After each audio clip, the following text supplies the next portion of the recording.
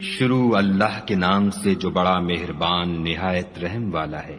اے پیغمبر صلی اللہ علیہ وآلہ وسلم، لوگوں سے کہہ دو کہ میرے پاس وحی آئی ہے کہ جنوں کی ایک جماعت نے اس کتاب کو سنا تو کہنے لگے کہ ہم نے ایک عجیب قرآن سنا جو بھلائی کا رستہ بتاتا ہے، سو ہم اس پر ایمان لے آئے اور ہم اپنے پروردگار کے ساتھ کسی کو شریک نہیں بنائیں گے۔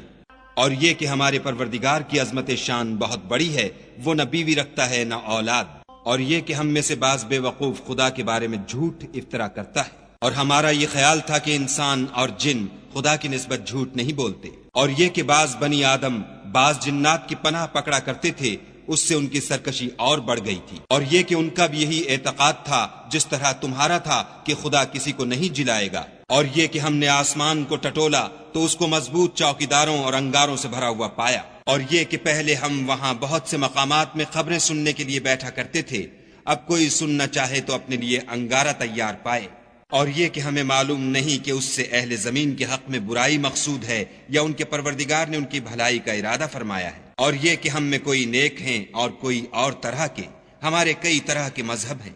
اور یہ کہ ہم نے یقین کر لیا ہے کہ ہم زمین میں خواہ کہیں ہوں خدا کو ہرا نہیں سکتے اور نہ بھاگ کر اس کو تھکا سکتے، اور جب ہم نے ہدایت کی کتاب سنی اس پر ایمان لے آئے، تو جو شخص اپنے پروردگار پر ایمان لاتا ہے اس کو نہ نقصان کا خوف ہے نہ ظلم کا،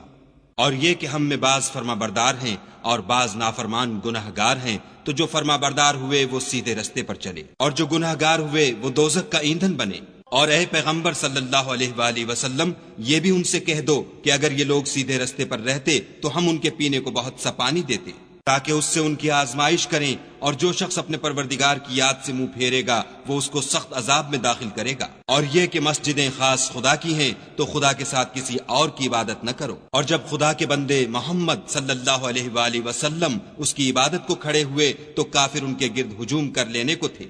کہہ دو کہ میں تو اپنے پروردگار ہی کی عبادت کرتا ہوں اور کسی کو اس کا شریک نہیں بناتا، یہ بھی کہہ دو کہ میں تمہارے حق میں نقصان اور نفع کا کچھ اختیار نہیں رکھتا،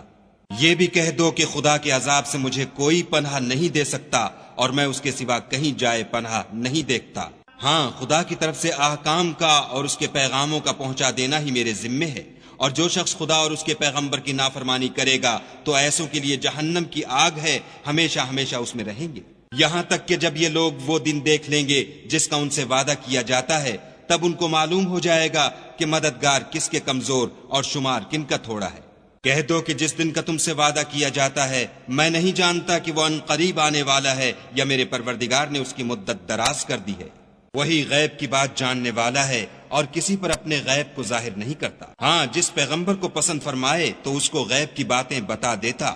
اور اس کے آگے اور پیچھے نگہبان مقرر کر دیتا ہے تاکہ معلوم فرمائے کہ انہوں نے اپنے پروردگار کے پیغام پہنچا دیے ہیں، اور یوں تو اس نے ان کی سب چیزوں کو ہر طرف سے قابو کر رکھا ہے اور ایک ایک چیز گن رکھی ہے۔